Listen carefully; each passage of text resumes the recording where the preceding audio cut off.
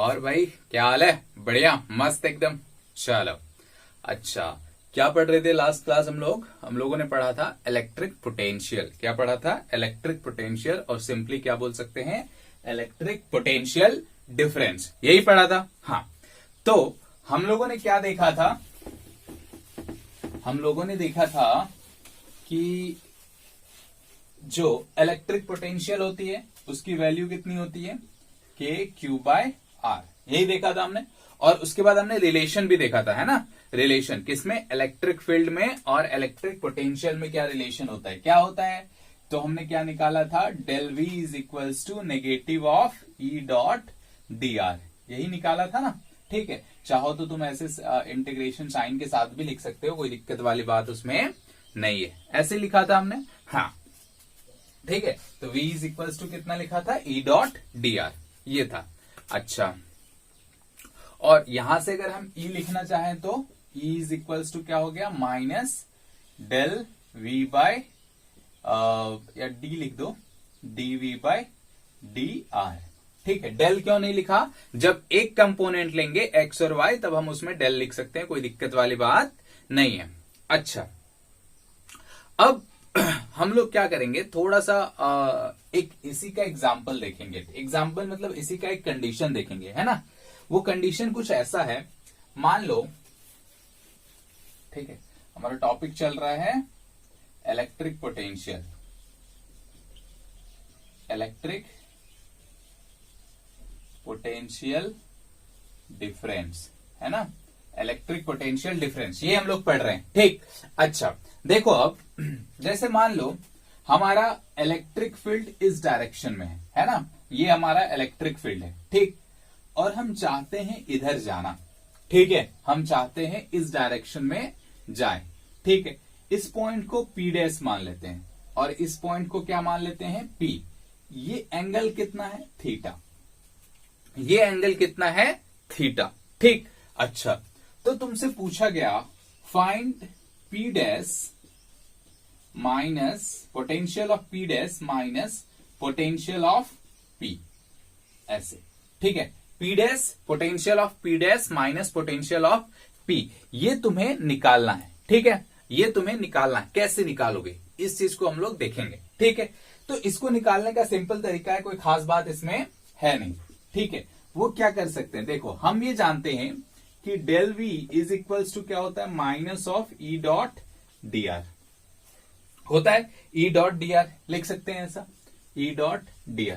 अच्छा, इसको ऐसे भी लिखो, del V is equals to, ठीक है, ये क्या है? माइनस, अब देखो यहां पे हमको हमारा जो dr है, ठीक है, वो इस डायरेक्शन में, ठीक, dr हमारा इस डायरेक्शन में और इलेक्ट्रिक फील्ड इस डायरेक्शन में, और दोनों के बीच का एंगल कितना है? थीटा। दोनों के बीच का एंगल कितना है? थीटा। तो अगर हम इसको ऐसे लिख सकते हैं क्या? देखो तो E.dr cos थीटा लिख सकते हैं ऐसा, कोई खास बात इसमें नहीं है। डॉट प्रोडक्ट में तो cos थीटा आता ही है, और यू कहें तो क्या है? E cos थीटा, ऐसे इसको लिख सकते हैं ना, minus of dr E cos theta means component of electric field along displacement. Component of electric field along displacement, खत्म हो गया, खत्म। अब देखो, इसको ऐसा लिखा जा सकता है ना, डेल V। डेल V मतलब क्या? फाइनल पोटेंशियल, यानी Vp dash minus Vp is equals to minus of dr E cos theta. E cos theta, और सिंपल ऐसा लिख सकते हैं कि Vp dash minus Vp by dr is equals to E cos theta, और एक minus sign यहां पे लगा दो तो कोई दिक्कत वाली बात नहीं है। ठीक, this is the change in potential energy. This is the change in potential energy in this direction. Sorry, potential energy नहीं, potential. This is the change in potential along the direction of displacement. Along the direction of displacement वो कितना होगा? E cos theta. वो क्या होगा? ई cos theta, या ऐसे भी बोल सकते हैं, ऐसे भी बोल सकते हैं क्या? अच्छा, एक चीज देखो बहुत ध्यान से, ठीक है, वो क्या देखोगे, मान लो एक second,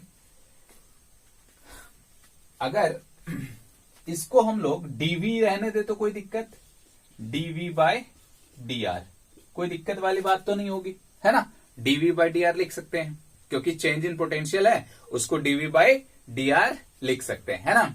DV by D are लिख लिए, ठीक। अच्छा, अब देखो D V by D R is equals to क्या होगा, क्या होगा बोलो, E cos theta. D V by D R is equals to क्या हो गया, ई cos theta.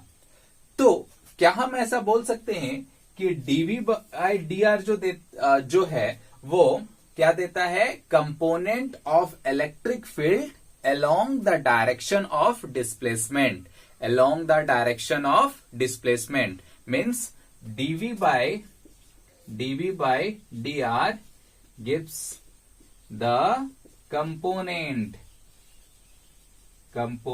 of electric field along the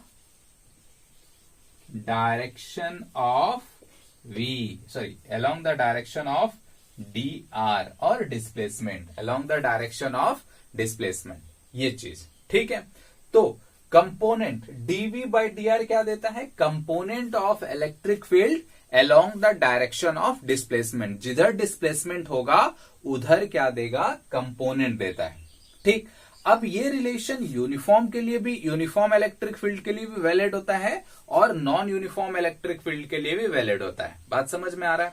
non uniform, ठीक है, नॉन यूनिफॉर्म केस के लिए भी ये सही होता है और यूनिफॉर्म इलेक्ट्रिक फील्ड के लिए भी ये सही होता है। क्यों?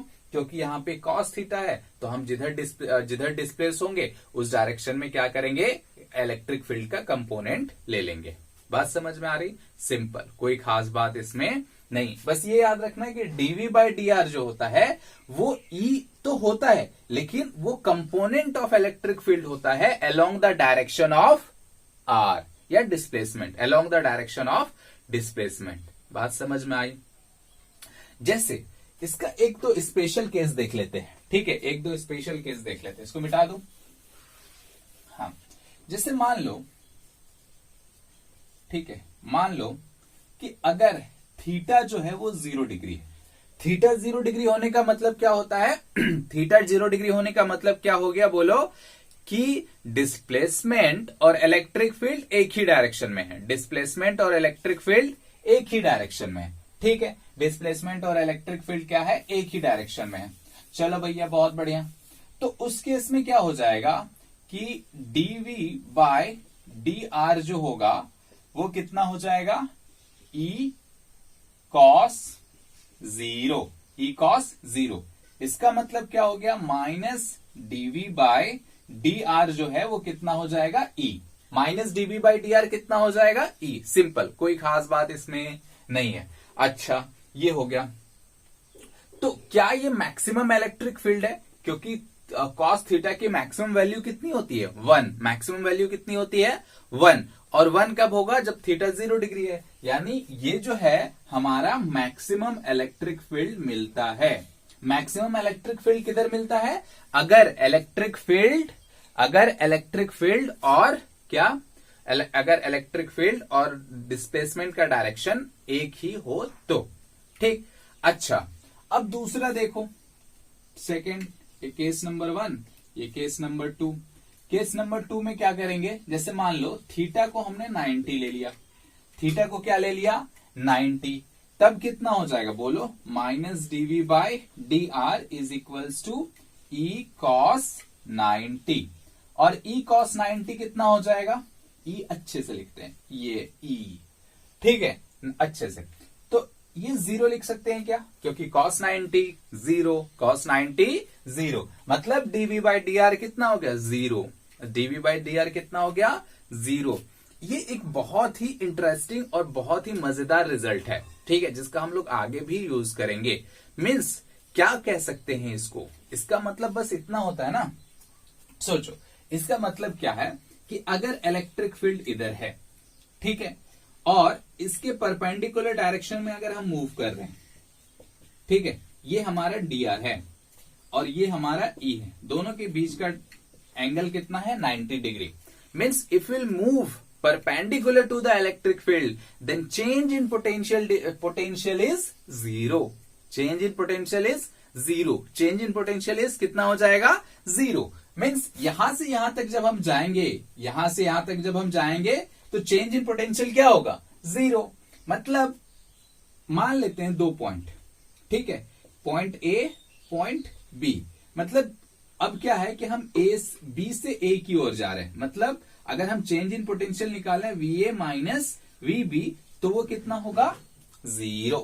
वीए माइनस वीबी कितना होगा 0। अब देखो क्या मजेदार है इसमें कि अगर ये 0 है, इसका मतलब वीए इज इक्वल्स टू वीबी है, हाँ या ना, वीए इज इक्वल्स टू वीबी। मतलब यहां पे दोनों का पोटेंशियल सेम है, दोनों का पोटेंशियल क्या है सेम है, ठीक है। अभी इसके जस्ट बाद हम लोग पढ़ेंगे इक्वी पोटेंशियल सरफेस और इसी चीज में ये यूज होगा। बात समझ में आ रहा है।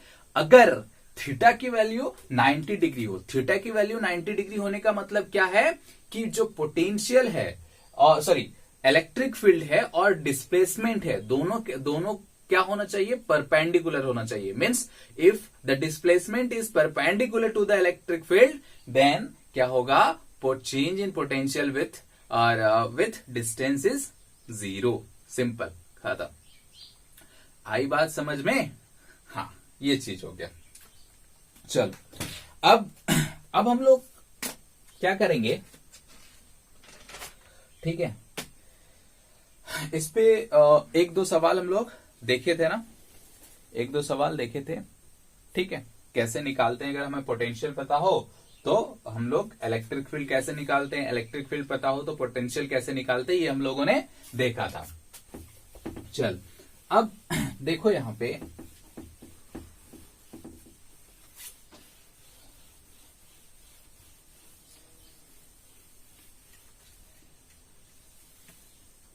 अब एक चीज हम लोग पढ़ लेते हैं, ठीक है, उसके बाद हम लोग कुछ सवाल और देखेंगे, ठीक है, जिसको बोला जाता है इक्वी पोटेंशियल सरफेस। क्या बोला जाता है? इक्वी पोटेंशियल सरफेस, ठीक है, equi potential surface.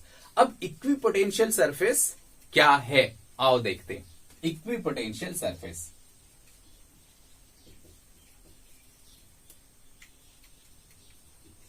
Equi potential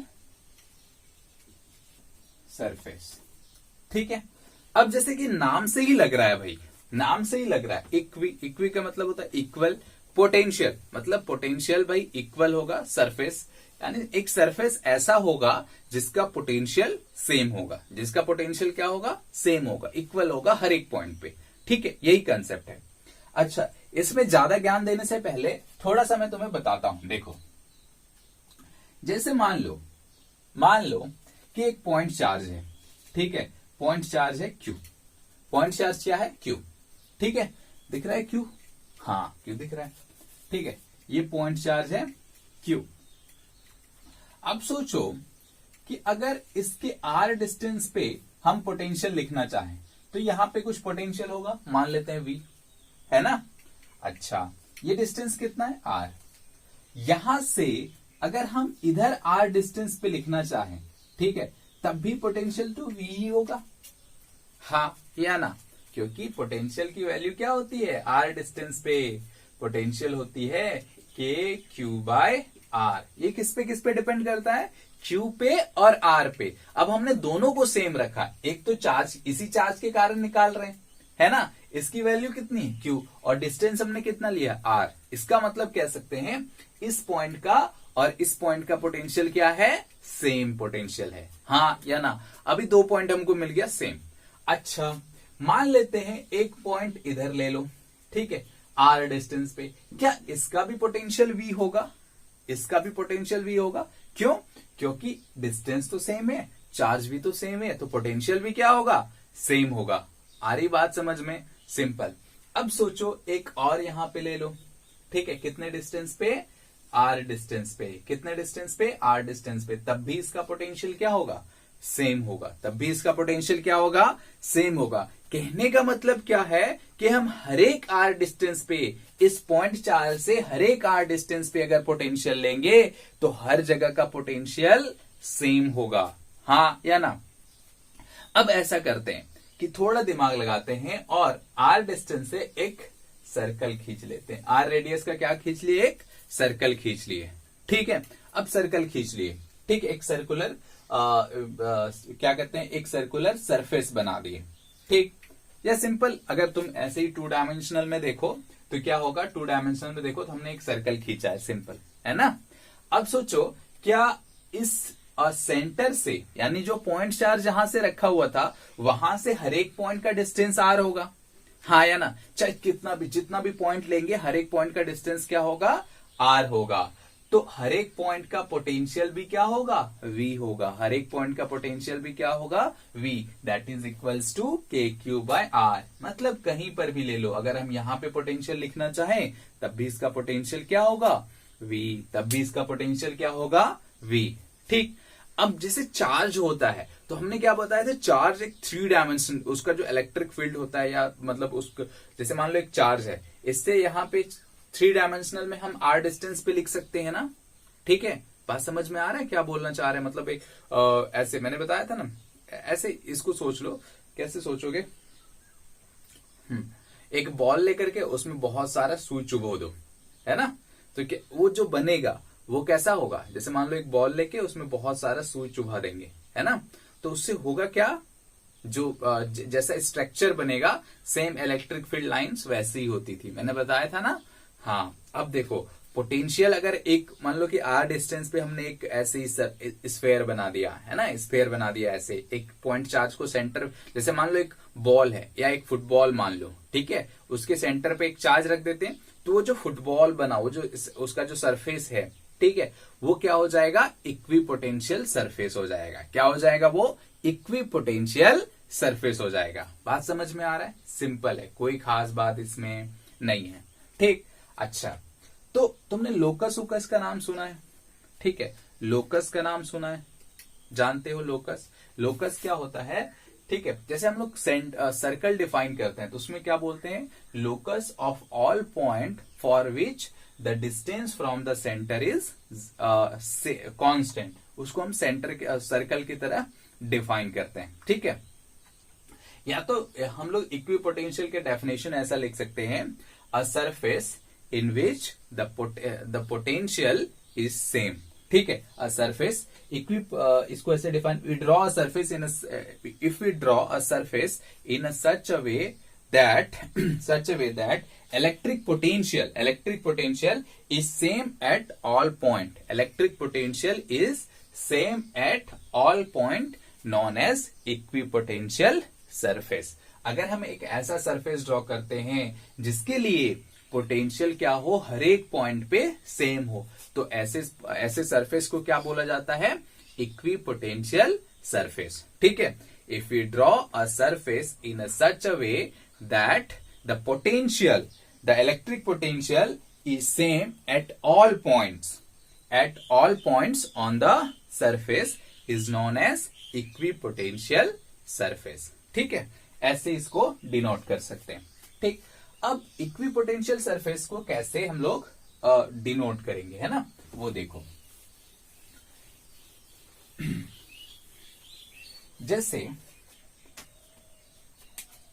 जैसे एक पॉइंट चार्ज है, ठीक है, एक पॉइंट चार्ज मान लेते हैं इसको। ठीक, तो हम जो इक्विपोटेंशियल सरफेस बनाएंगे ना, जैसे मान लो हमारा जो ये डॉटेड लाइन है ना, वो क्या है, इक्विपोटेंशियल है। ठीक है, अब स्टार्टिंग में जो इक्विपोटेंशियल होता है वो बहुत क्लोज होता है, ठीक है, और जैसे जैसे दूर जाएगा वैसे वैसे क्या होगा, इसका जो दो इक्विपोटेंशियल के बीच का जो थिकनेस है वो बढ़ता रहेगा। मतलब मान लो कि पहला और दूसरे के बीच का जो गैप है वो 1 सेंटीमीटर का है, तो हो सकता है कि दूसरा और तीसरा का 1.1 सेंटीमीटर ना रहे, 1.5 हो जाए, 1.2 हो जाए, मतलब 1 से ज्यादा हो जाएगा। बात समझ में आ रहा है, मतलब हमें ऐसा नहीं ड्रॉ करना है कि हर एक जो इक्विपोटेंशियल सरफेस है उसके बीच का डिस्टेंस सेम नहीं बनाना है ना, ऐसे हम लोग इसको ड्रॉ करेंगे। ठीक है, इसको और थोड़ा बढ़ा देते हैं, ठीक है, इसको और थोड़ा बढ़ा देते हैं, ऐसे। ठीक है, ये पॉइंट चार्ज है और ये हो गया हमारा इक्विपोटेंशियल सरफेस। मैंने क्या बोला, इसमें हमें बस ध्यान ऐसा रखना है कि पहला और दूसरे का जो गैपिंग है वो जितना भी है, दूसरा और तीसरा का उससे ज्यादा होना चाहिए, फिर तीसरा और चौथा का उससे भी ज्यादा होना चाहिए, और चौथा और पांचवा का उससे भी ज्यादा होना चाहिए। बात समझ में आ रहा है? ये हो गया हमारा equipotential surface due to a point charge. Point charge के कारण ये इक्विपोटेंशियल सरफेस है, ठीक है ना। अच्छा, अब देखो, अगर हम पॉइंट चार्ज के कारण इलेक्ट्रिक फील्ड लाइंस ड्रॉ करें, अगर हम पॉइंट चार्ज के कारण इलेक्ट्रिक फील्ड लाइंस ड्रॉ करें तो कैसे करेंगे? हम जानते हैं ये पॉइंट चार्ज है, इसके कारण इलेक्ट्रिक फील्ड ऐसे होता है ना, ऐसे होता है, ऐसे होता है, ऐसे होता है, ऐसे होता है, ऐसे होता है और ऐसे होता है ना। ये तुम्हारा क्या हो गया? Electric field lines. ये क्या हो गया तुम्हारा? Electric field lines. ये हो गया। अगर ये प्लस चार्ज है तो इलेक्ट्रिक फील्ड लाइंस क्या होगी? आउटवर्ड, ऐसे, है ना। अब देखो, ये हो गया। अब अब अब अब अब अगर तुमसे ये पूछा जाए कि नेगेटिव चार्ज के, अच्छा एक चीज और देख लो, ये क्या हो गया हमारा?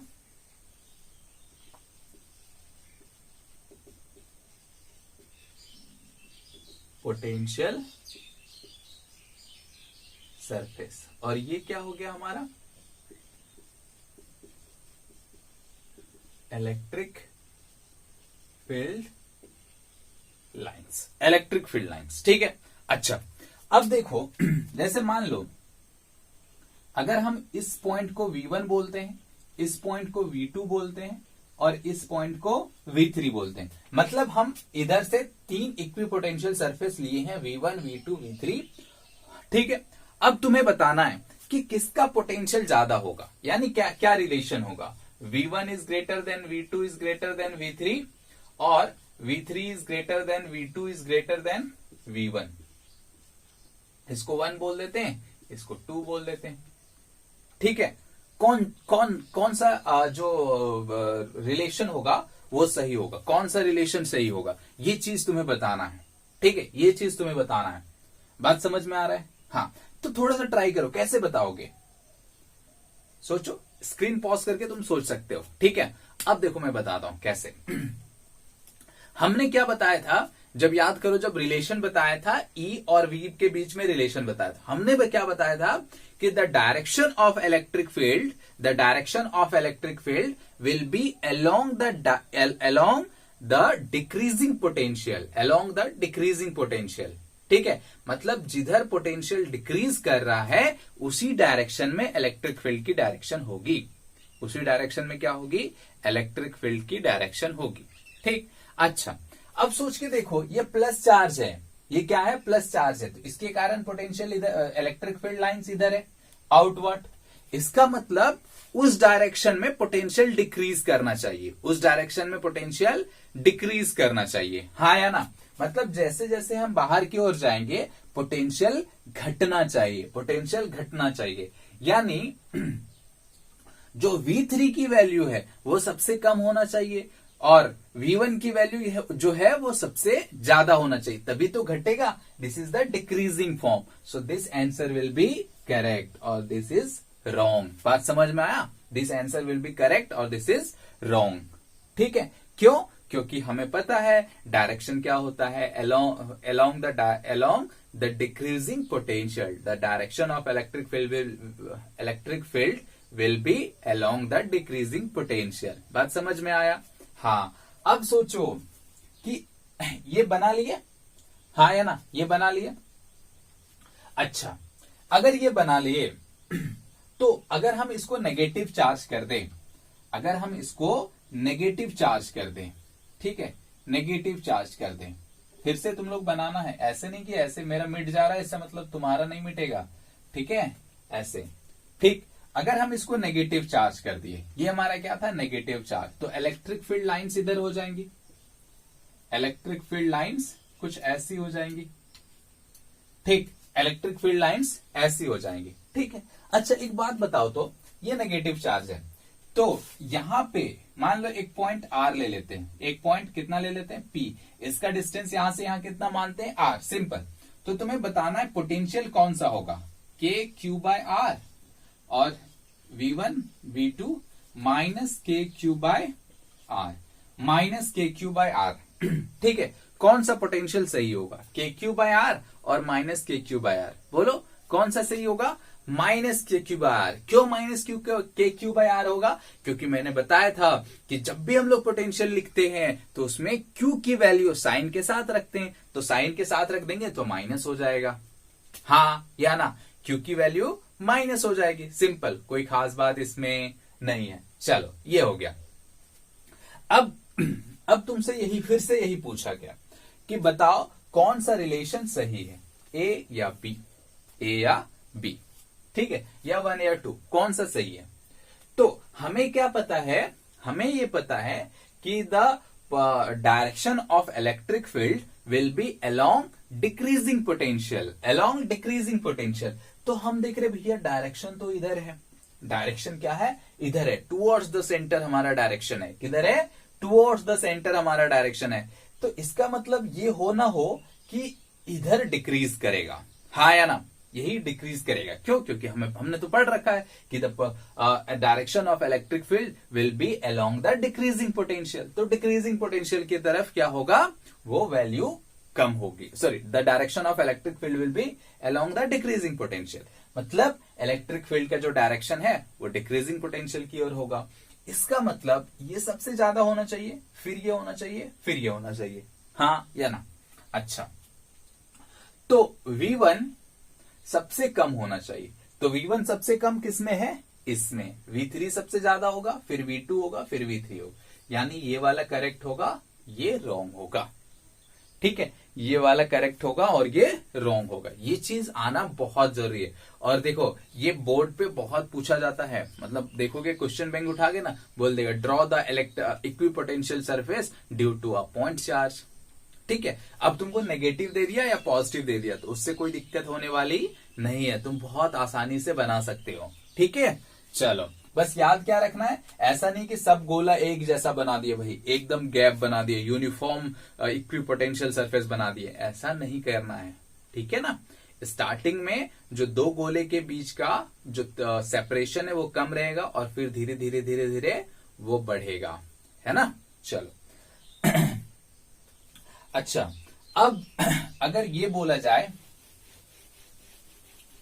कि एक पॉजिटिव चार्ज या एक पॉजिटिव चार्ज और एक नेगेटिव चार्ज के कारण इलेक्ट्रिक फील्ड लाइंस ड्रॉ करनी, ठीक है, इसको नेगेटिव ले लेता हूं, इसको पॉजिटिव ले लेता हूं, ठीक है। बोलेगा कि इसके कारण तुम्हें electric field line equipotential surface draw करना है, क्या करना है, इक्विपोटेंशियल सरफेस ड्रॉ करना है। तो कैसे करोगे, ठीक है, उसके लिए बस, ठीक है, थोड़ा अच्छे से बनाना है इसको, एकदम कलाकारी दिखानी भैया, ठीक।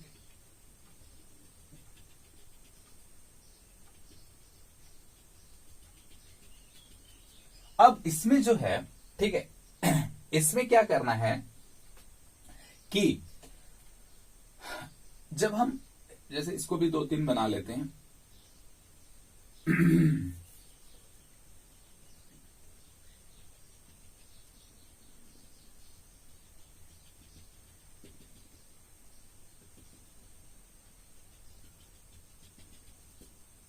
ठीक है, ये ऐसे 3 बना लिए, इसका भी 3 बना लिए। अब क्या होगा कि नेक्स्ट जो होगा ना वो क्या होगा, कुछ ऐसा होगा, ठीक है। मतलब इस डायरेक्शन में इधर सेपरेशन कम रहेगा और इधर सेपरेशन ज्यादा रहेगा, ठीक है, मतलब ऐसे कुछ, ठीक है। फिर कैसे करेंगे, ऐसे,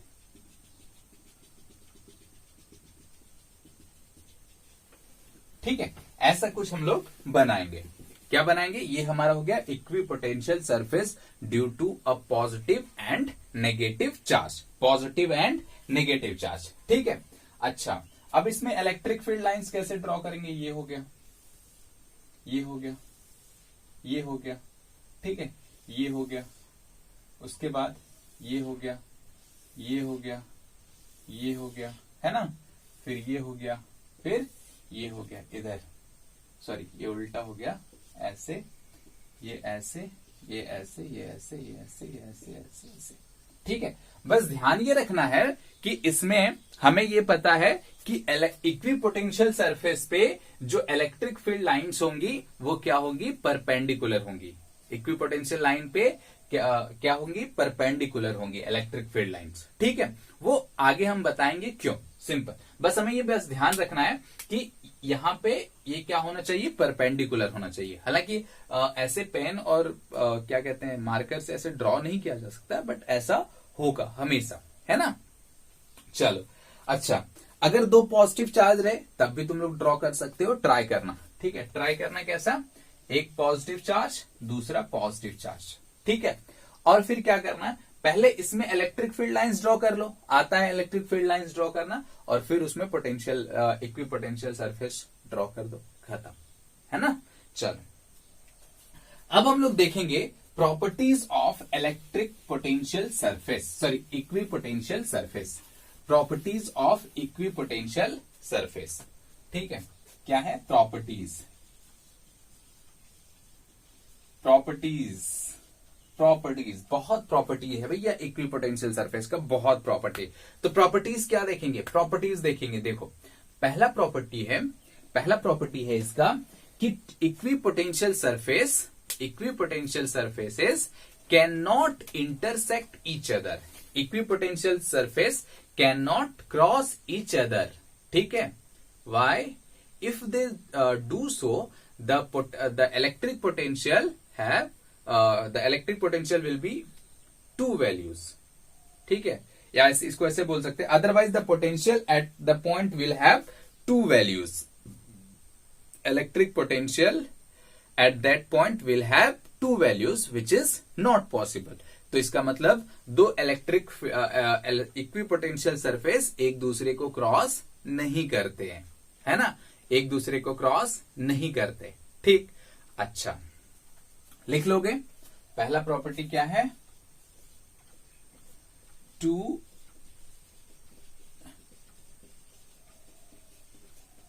potential surface can not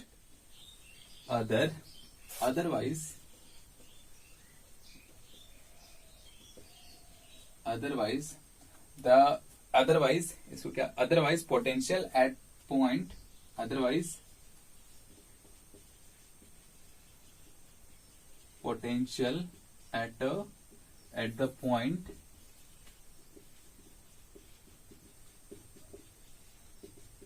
will have two values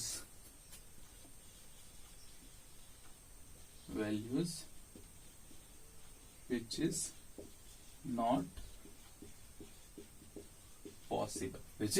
possible, ठीक है। दूसरा क्या है कि equipotential surfaces are perpendicular to electric field lines. क्या है,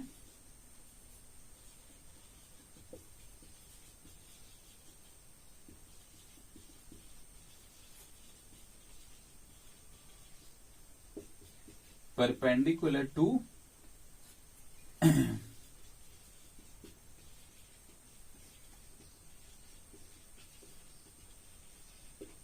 equipotential surfaces are perpendicular to electric field lines. ये क्या होगा, हमेशा इलेक्ट्रिक फील्ड लाइंस के परपेंडिकुलर होगा। मतलब अगर हमारा इलेक्ट्रिक फील्ड लाइंस ऐसे हैं, ठीक है, अगर हमारा इलेक्ट्रिक फील्ड लाइंस ऐसे हैं तो इक्विपोटेंशियल ऐसा होगा। ठीक है, ये क्या हो गया तुम्हारा इक्विपोटेंशियल,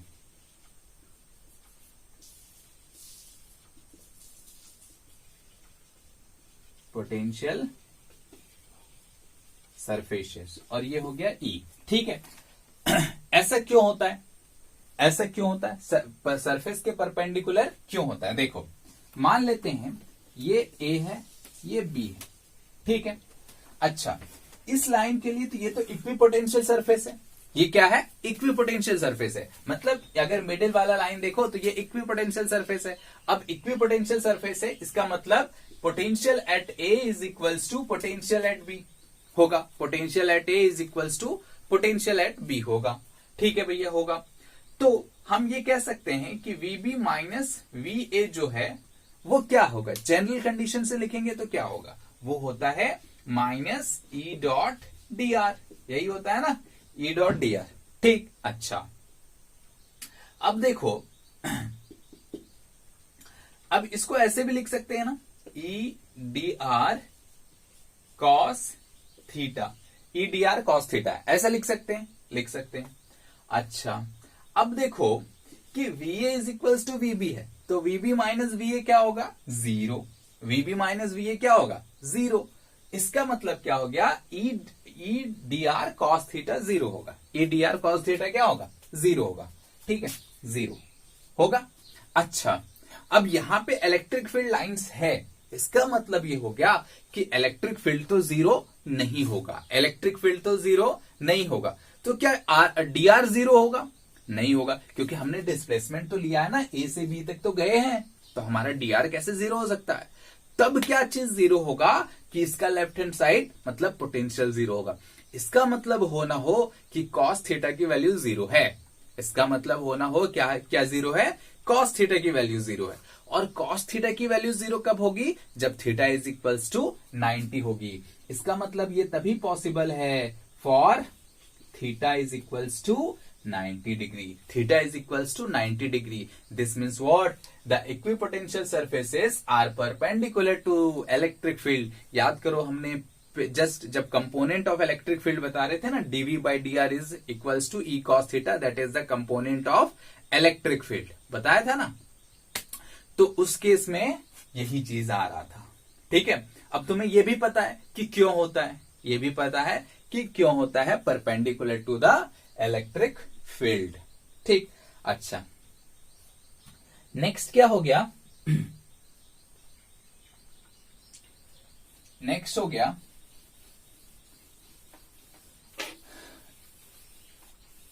नेक्स्ट प्रॉपर्टी हो गई,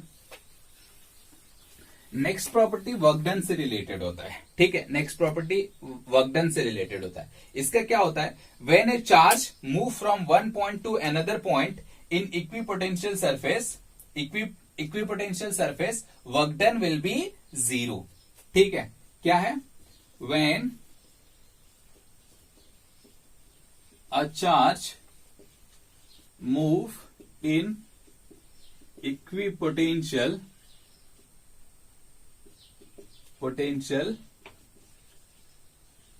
surface from one point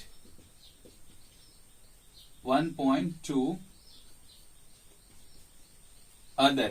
When a charge move in equipotential surface from one point to other, work done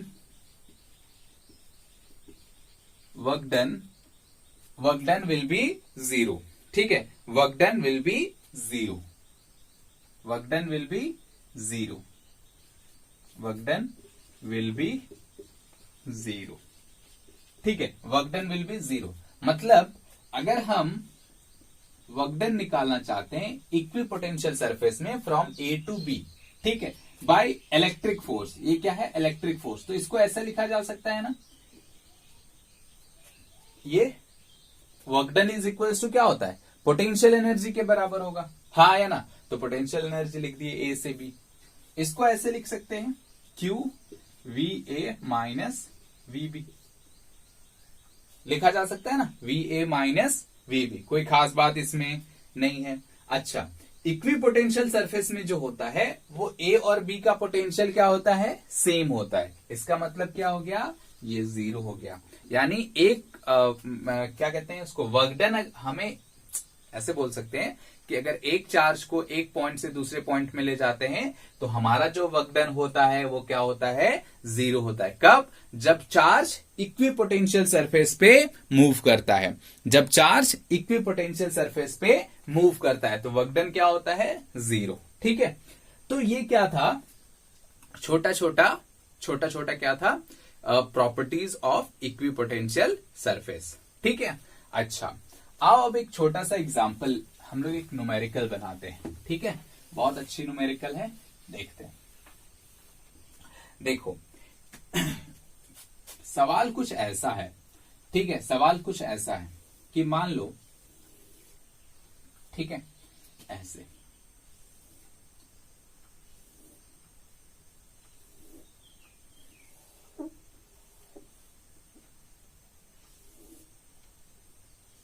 ऐसे, ठीक है, ये मान लेते हैं 10, ये 20, ये 30, ये 40, सब वोल्ट में। ठीक है, इसका कोऑर्डिनेट है 0, इसका 10, इसका 20, इसका 30, इसका 40। किस में दिया हुआ है, सब सेंटीमीटर में दिया हुआ है। ठीक है, सेंटीमीटर में दिया हुआ है। ठीक, 10 सेंटीमीटर, 20 सेंटीमीटर, ये सारा क्या है, कोऑर्डिनेट्स है। और ये जो तुमको दिख रहा है, ठीक है, वो क्या है, इक्विपोटेंशियल सरफेस। वो क्या है, इक्विपोटेंशियल सरफेसेस है। ठीक है, और इसके बीच जो एंगल है वो कितना है, 30 डिग्री। 30 डिग्री, ये भी क्या है 30 डिग्री, और ये भी क्या है 30 डिग्री। ठीक, तो तुमसे पूछा गया कि इलेक्ट्रिक फील्ड बताओ, ठीक है, with magnitude and direction, with magnitude and direction. ठीक, अच्छा तो अब कैसे बनाएंगे, ट्राई करो एक जरा, ट्राई करो, सोचो कैसे बनाओगे। सिंपल, बहुत आसानी से तुम इसको बना सकते हो। ठीक, अब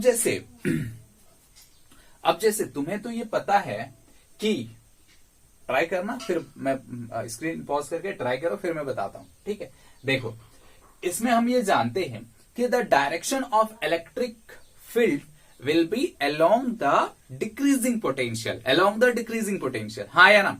तो decreasing potential कहाँ, 40, 30, 20, 10, तो decreasing तो इधर है भाई। ठीक, अच्छा डिक्रीज इधर हो रहा है, मतलब हो ना हो इलेक्ट्रिक क्या है, फील्ड लाइन का डायरेक्शन है वो इस डायरेक्शन में होगा। ठीक, अच्छा अब एक चीज हम और जानते हैं, ठीक है, अभी अभी पढ़ा प्रॉपर्टीज में, क्या कि ये इक्विपोटेंशियल है तो इस पे जब भी इलेक्ट्रिक फील्ड लाइंस होगा वो परपेंडिकुलर होगा। ठीक है, जब भी इलेक्ट्रिक फील्ड लाइंस होगा वो परपेंडिकुलर होगा। ठीक, अच्छा भैया ठीक है, ये है, दो चीज हमें पता चल गई कि डायरेक्शन एक तो डिक्रीजिंग पोटेंशियल में होगा, और ये जो है वो क्या है, इक्विपोटेंशियल लाइंस है, as this is equipotential lines, so the equipotential surfaces, not lines, equipotential surfaces, so the direction of electric field lines will be perpendicular to this। मतलब हमारा जो लाइन जाएगा कुछ ऐसा जाएगा, सब क्या होगा, एक दूसरे पे परपेंडिकुलर होगा, हाँ या ना। इलेक्ट्रिक फील्ड लाइंस की वैल्यू ये होगी, ये हमारी इलेक्ट्रिक फील्ड होगी। ठीक, अच्छा अब हम इसको निकालेंगे कैसे, ये हम निकालेंगे कैसे, देखो हम ये जानते हैं कि डेल वी जो होती है ई डॉट डी आर के बराबर होती है, minus E dot D R के बराबर होती है, हाँ या ना। ठीक, अच्छा इसको थोड़ा सा ऐसे लिख सकते हैं कि माइनस ई डी आर कॉस थीटा लिख सकते हैं। और अभी इससे पहले मैंने तुम्हें बताया था कि जो इलेक्ट्रिक फील्ड है वो डी आर के डायरेक्शन में ही होता है, मतलब ई cos theta is the component of electric field along the direction of displacement, along the direction of displacement. मतलब जो इलेक्ट्रिक फील्ड, ये जो इलेक्ट्रिक फील्ड है वो क्या होगा, उसी डायरेक्शन में लेंगे जिस डायरेक्शन में क्या है हमारा डिस्प्लेसमेंट है, हाँ या ना। बात समझ में आ रहा है, हाँ। अब जैसे देखो इसको बनाएंगे कैसे, जैसे मान लो कि अगर हम इसको यहां से इलेक्ट्रिक फील्ड लाइंस ड्रॉ कर दिए ऐसे ऐसे, ठीक है, ये तो इलेक्ट्रिक फील्ड लाइंस होंगी। अच्छा अब हमको यहां से यहां तक का डिस्टेंस पता है 10 सेंटीमीटर है, ठीक, और ये वाला एंगल परपेंडिकुलर है तो ऑब्वियस सी बात है ये वाला एंगल कितना होगा 60, दिख तो रहा है ना। ये 30, ऑब्वियस सी बात है ये क्या होगा 60 होगा। अच्छा, तो हमें ये पता है, ठीक है, हमें चाहिए ए, मान लो इसका नाम दे देते हैं ए, इस पॉइंट का बी और सी। हमें ये पता है कि A B is equals to है 10। हमें क्या पता है, A B is equals to 10। हमें क्या चाहिए, बी सी। तो बी सी कैसे निकालेंगे, देखो बी सी ऐसे निकाल सकते हैं कॉस थीटा के फॉर्म में, ठीक है। कैसे निकाल सकते हैं बी सी अगर चाहिए तो, अब सोचो इस ट्रायंगल में अगर हम बात करें तो cos 60 की बात करो, cos 60, तो ये हो गया cos 60। cos 60 मतलब दिस इंटू दिस, सॉरी क्या क्या बोल रहा हूं मैं, देखो इस ट्रायंगल को थोड़ा सा अच्छे से मैं डिनोट करता हूं, है ना। ये हो गया, ये हो गया और ये हो गया। ये 30 डिग्री है, ये 60 डिग्री है, ये परपेंडिकुलर है, ये ए बी और सी है। तो यहां से cos 60 लिखो, तो क्या cos 60 इज इक्वल्स टू लिख सकते हैं हम C B by A B. तो C B is equals to क्या हो गया, A B by 2। A B कितना है बोलो, 10 सेंटीमीटर बाय 2, यानी 0.01 बाय 2 मीटर हो जाएगा। सिंपल है, कोई खास बात इसमें नहीं। अब ये हमने निकाल लिया, ठीक है, ये हमने निकाल लिया। अब फॉर्मूला पुट कर दो ई डॉट डी आर का, कितना निकल गया 0.01 बाय 2। तो यहां से ई की वैल्यू क्या हो जाएगी, minus of del V by D R cos theta, ठीक। अच्छा, डेल वी मतलब final potential minus initial potential. Final potential कितना है 30, इनिशियल पोटेंशियल कितना है 40 by D R cos theta अभी कितना आया था 0.01 डिवाइडेड बाय 2, तो 2 तो ऊपर चला जाएगा, ठीक है, और एक माइनस साइन पहले से था, तो ये कितना हो जाएगा -10 और एक माइनस साइन पहले से था, यानी +10 इंटू 2 डिवाइडेड बाय 0.01। इसको हटा दो, 2 0 ऊपर, ठीक है।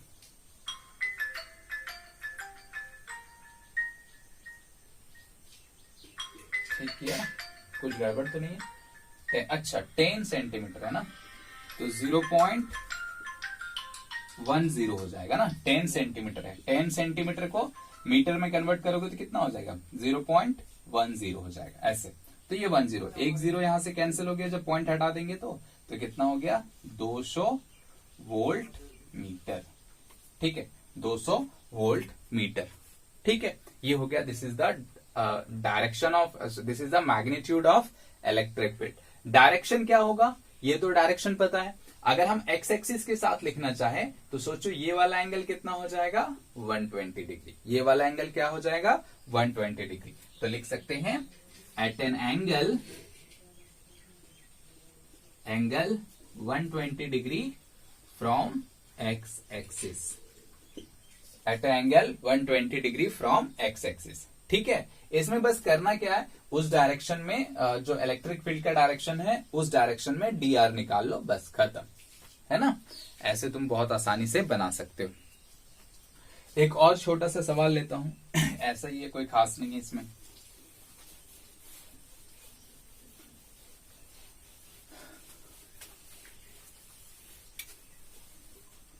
ठीक है, वो क्या है, ये बोल रहा है कि डाउनवर्ड डायरेक्शन में इलेक्ट्रिक फील्ड एग्जिस्ट करता है 10 न्यूटन पर कूलम, ठीक है। इलेक्ट्रिक फील्ड एग्जिस्ट करता है कितना 10 न्यूटन पर कूलम, ठीक है। ये इलेक्ट्रिक फील्ड का डायरेक्शन है, ठीक। अच्छा, तुमसे पूछा गया find the increase in electric potential as one goes up through a height of 50 centimetre, ठीक है, to the height of 50 centimetre. मान लो यहां से यहां तक कोई चला गया, ये हाइट कितनी है 50 सेंटीमीटर, ये हाइट कितनी है 50 सेंटीमीटर, किधर गया ऊपर की ओर, ठीक है। तो तुमसे पूछा गया इसका पोटेंशियल में चेंज कितना हुआ, इसका पोटेंशियल में चेंज कितना हुआ। तो अगर हम इसको ए पॉइंट मान लें, इसको बी पॉइंट मान लें, तो चेंज इन पोटेंशियल क्या लिख सकते हैं बोलो, वीबी माइनस वीए, ठीक, वीबी माइनस वीए। इसका फॉर्मूला क्या होता है minus E dot D R. अच्छा, इलेक्ट्रिक फील्ड इधर है, डिस्प्लेसमेंट इधर है, एंगल 180 डिग्री। सोचो इलेक्ट्रिक फील्ड इधर, डिस्प्लेसमेंट इधर, ये एंगल कितना हो जाएगा 180 डिग्री, 180 डिग्री। ठीक, अच्छा ठीक है, तो माइनस ई कितना दिया हुआ है 10 न्यूटन। ठीक है, डी कितना है बोलो 50 सेंटीमीटर, तो 50 सेंटीमीटर को मीटर में कन्वर्ट कर दो, बाय 100 से डिवाइड कर दो, इनटू कॉस थीटा हो जाएगा, क्योंकि इसको लिख सकते हैं ना माइनस ई डी आर कॉस थीटा। तो ये कितना हो जाएगा कॉस थीटा की वैल्यू कितनी हो जाएगी 180, थीटा की वैल्यू कितनी हो जाएगी 180 डिग्री। ठीक है, एक जीरो से एक जीरो कटा, एक जीरो से एक जीरो कटा, बचा क्या 5, और cos 180 की वैल्यू कितनी होती है -1, तो माइनस माइनस कैंसिल हो गया 5 वोल्ट, यानी पोटेंशियल डिफरेंस कितना आएगा 5 वोल्ट। ठीक है, ठीक है, चलो तो ये हो गया हमारा सिंपल। अभी तक हमने पॉइंट्स के कारण, पॉइंट चार्ज के कारण इक्विपोटेंशियल सरफेस, ये सारे चीज पढ़ लिया है। ठीक है, अब हम लोग देखेंगे डायपोल के कारण पोटेंशियल क्या होता है, या किसी कंटिन्यूअस बॉडी के कारण पोटेंशियल क्या होता है। ठीक है, सो उसके लिए तुम्हें नेक्स्ट लेक्चर देखना पड़ेगा। बाय।